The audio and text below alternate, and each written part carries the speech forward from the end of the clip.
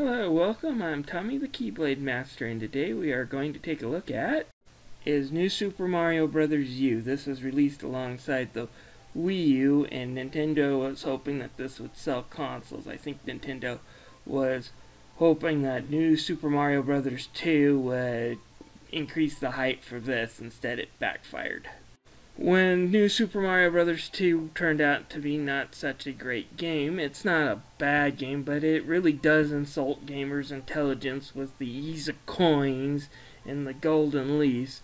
A lot of people, rather than wanting more Mario, kind of felt burnt out on Mario, and that includes me, hence why I wasn't excited to go pick this up right away. I did finally get this when it was on sale last Christmas. I'm glad I did. It will be a freebie for the up-and-coming Mario Kart 8. If you buy Mario Kart 8 and then use the Club Nintendo code, and like the first month, you'll be able to get this, Zelda, Pikmin, and I guess some sort of Wii U party game for free. Definitely worth checking out if you own a Wii U or plan on buying a Wii U. So I'll give you 4 guesses to what the story is about. Is it either A, Mario dealing with social and economic problems to try to provide for more prosperity in the Mushroom Kingdom? Is it B, Mario dealing with civil rights in the Mushroom Kingdom? C, Mario trying to clean up the environment without using the FLUDD device? Or is it D, Mario having to rescue the princess from Bowser? If you chose either A, B, or C, congratulations, you're a moron. The answer is, of course, D. Yes, like most Mario games, it starts out with Peach getting kidnapped right away. This is a little bit different in tone of the way the other New Super Mario Bros. Games open. Mainly, you don't start out at Peach's castle. Rather, Mario is thrown from it, and Bowser just plain takes over it and does some redecoration. You do get a little bit of story in some of the scenes as you see Peach's castle kind of get more and more trashed from a distance as Mario travels from world to world. It's a nice way to have a little bit of a story, but it's not big on exposition. Mario games rarely are, and for the most part they're better for it. The graphics in New Super Mario Bros. U are pretty good. It's one of the first Nintendo games to be in full 1080p definition. The backgrounds look beautiful. I love some of the stages that have callbacks to the classic Super Mario World in them. The ghost houses, the fortresses, they all look pretty good. There's no slowdown that I've detected. And some of the stages do have artwork that are really memorable. I like this haunted wood background. Looks like a Van Gogh painting, and you can see things like a giant Bowser just painted into the background, which is kind of a callback to the final boss fight in the Super Nintendo classic Yoshi's Island. What can I say about the sound? It sounds like a Mario game. I will give Nintendo credit. They remixed a lot more of the music than they did in previous New Super Mario Bros. Game. So sound wise, it doesn't have this listen to this and I've been here before feel that New Super Mario Bros. 2 definitely had. So the music is better. Sound effects are pretty much the same. You hear Mario going wah woo wee, and the usual growing big and stomp sound effects are still there. Like I said, it sounds like a Mario game. It's still pretty good. So there's nothing really to compliment or complain about in this game. In the gameplay front, the basics of New Super Mario Bros. U is pretty much the basics of all Super Mario Bros. Games. You run, you jump, you stomp on things, you kick turtle shells. We've been here before, but there are a few new things, mainly coming in the flying squirrel suit. This is kind of a nice, clever way for them to get around the whole flying raccoon thing with the multiplayer options. Rather than running and flying, this one you jump and you hit one of the trigger buttons, and Mario will do a second jump and then slowly glide back down. It's a pretty fun suit to use. It's easier to use than the propeller suit. There's some nice secrets to be used. Like I said, since the way they've done the multiplayer, you can't just run, jump, and fly, which is sort of a letdown. Another new thing they've added in this game is the overworld map has gone through a complete rehaul, now trying to mimic Super Mario World. It's now one huge map for you to explore and to unlock new items.